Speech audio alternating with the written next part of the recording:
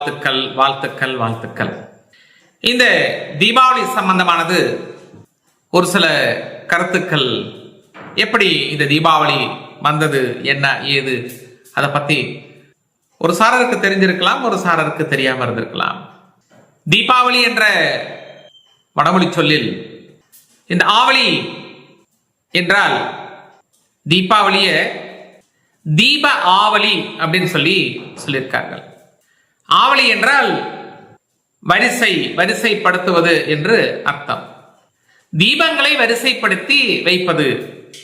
பிறகு அது என்னாச்சு, தீப ஆவளி அப்படிங்கிறது தீபாவளியா மாறி போச்சு. பழைய காலத்துல தீபாவளிய ஒரு வாரம் கொண்டாடி இருக்கிறார்கள். ஒரு வாரம்.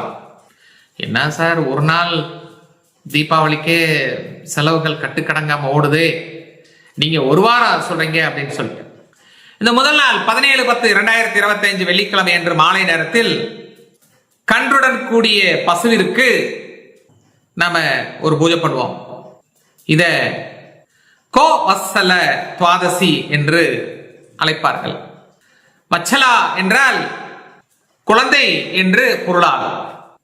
எந்த ஒரு பண்டிகை கொண்டாடப்பட வேண்டும் என்றால் நாம் பசுவை முன்னிறுத்துவோம் அல்லது குழந்தைகளை முன்னிறுத்தி அந்த விழாவை துவங்குவோம். இது வழக்கம். இந்த வரிசையாக அடுக்கப்பட்ட தீபங்கள் எதற்காக வைக்கப்பட்டது, அதை விசேஷமாக எதுக்காக கொண்டாடினார்கள் அப்படின்னு பார்த்தால், இந்த நரகாசுரன் அப்படின்னு சொல்லிட்டு ஒரு அரக்கன் மக்கள் எல்லாம் கொல்றது போறது வர்றது இதே வேலையா இருந்தார். இவர் யாரு அப்படின்னு கேட்டீங்கன்னா, இந்த பூமாதேவியின் சொரூபமாக அம்சமாக சத்யபாமா, இந்த சத்யபாமாவுக்கு பிறந்தவர் தான் நரகாசுரன். இவரோட கொடுமைகள் தாங்க முடியாமல் ஒரு சமயம் இந்த சத்யபாமா கிருஷ்ணர் முன்பாக சம்ஹாரம் செய்கிறார். அவர் அப்படி கொல்றார். அந்த நாளை தான் நாம தீபாவளியாக கொண்டாடிக்கிறோம். இந்த நாளில் கன்றும் பசுவும் இருக்கக்கூடிய இதற்கு இந்த கன்றுக்குட்டி பால் முழுவதும் அன்று சாப்பிடுமாறு விட்டுவிட வேண்டும். அந்த ஒரு நாளில் மட்டும் நாம் பாலும் தயிரும் சாப்பிடாமல் இருப்பது ரொம்ப திருப்திகரமா இருக்கும், கர்மாவை குறைக்கும் அப்படிங்கிற ஒரு சாஸ்திரங்கள் கூறுகிறது.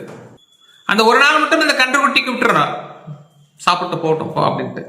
2வது நாள் 18/10/2025 சனிக்கிழமை சனி பிரதோஷ காலகட்டம். அன்று மாலையில் யம